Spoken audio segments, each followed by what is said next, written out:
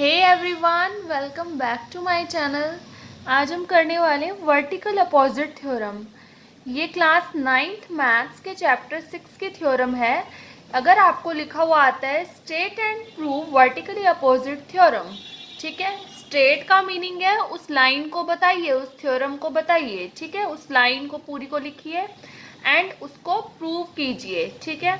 तो vertical opposite angles, vertical opposite theorem जो है वो किससे रिलेटेड है? वर्टिकल अपोजिट एंगल से रिलेटेड है। तो वो थ्योरम कई बार आपको ये लाइन लिखी हुई दी हो सकती है और कभी कभी ये सीधा थ्योरम वाली लाइन भी लिख सकते हैं वो। If two lines intersect each other then the vertically opposite angles are equal. इस चीज को हमें प्रूव करना है। वर्टिकल अपोजिट एंगल्स बनते ही कब हैं? जब कोई दो लाइंस जो होती हैं वो एक दूसरे को इंटरसेक्ट करती हैं। तो अब मैं इसकी फिगर ड्रॉ करने वाली हूँ और गिवन टू प्रूव लिखने वाली हूँ, ठीक है। तो इतना आपको क्लियर हो गया होगा।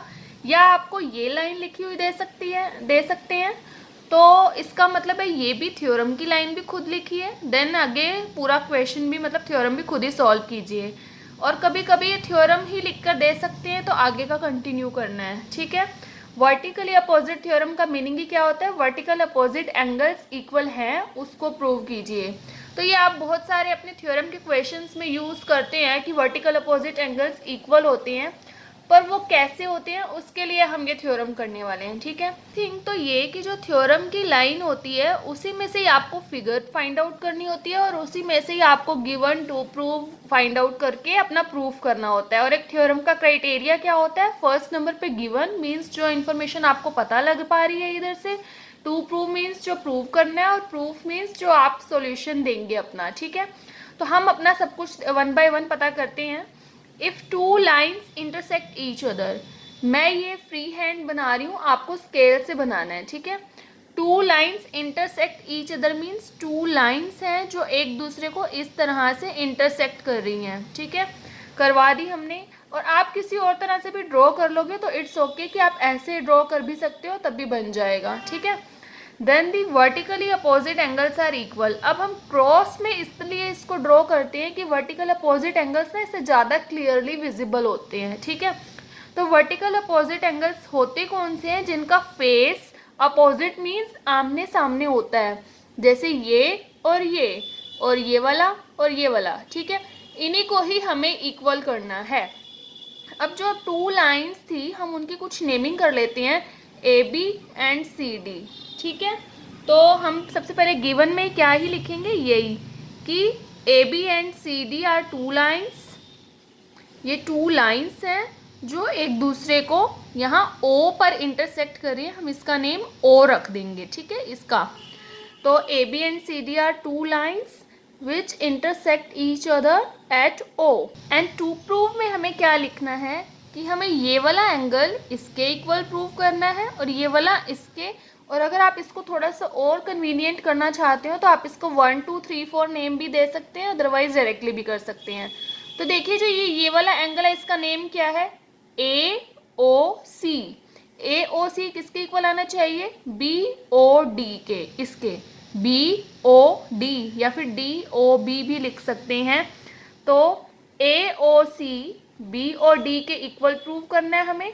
और सेकेंड टाइम हमें इसका नेम क्या है? ए ओ डी, वो बी ओ सी के इक्वल प्रूव करना है, ठीक है। तो ये हमें प्रूव करनी है जो वर्टिकल अपोजिट एंगल्स, ठीक है। ये अभी हमें इतना ही पता है कि ये वर्टिकली अपोजिट एंगल्स हैं, ऐसे एंगल्स हैं जिनका फेस एक दूसरे की तरफ है, बट अभी हमें ये नहीं पता कि क्या ये इक्वल हैं, तो वो हमें करना है। अब हम इसका प्रूफ स्टार्ट करते हैं। तो प्रूफ स्टार्ट करते टाइम हमें सबसे पहली बात ये क्वेश्चन में दी हुई थी कि ए बी और सी डी टू लाइन्स हैं। तो आप एक एंगल है जो सबसे पहले ही सीखते हैं, वो क्या है? Linear pair. एक लाइन पर अगर टू एंगल्स बनते हैं तो वो जो सेमी सर्कल फॉर्म कर देते हैं तो उनका सम कितना होता है? 180, और वो क्या फॉर्म कर देते हैं? लीनियर पेयर, ठीक है। तो यहाँ पर देखिए आपको ना लीनियर पेयर लेना है। किस तरह से लेना है वो मैं बताऊंगी। पहले मैं लेती हूँ ये जो आपको दिख रहा है सी डी लाइन है, सी डी, ठीक है। सी डी के ऊपर ओ ए ये रे जा रही है, ये वाली रे ओ ए है, ठीक है। तो C D is a line और जो ओ ए रे है वो किस पे लाई कर रही है, सी डी पे।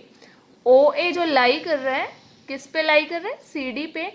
इसकी वजह से ये जो दो एंगल्स फॉर्म हो रही हैं, दिस प्लस दिस, ये वाला एंड ये वाला, ये क्या फॉर्म कर रहे हैं, एक सेमी सर्कल लीनियर पेयर। इस तरह से ये फॉर्म कर रहे हैं। मैंने आपको ये सेपरेटली ये रिप्रेजेंट करके दिखा दिया। ये ओ है, ये डी है, ये सी है।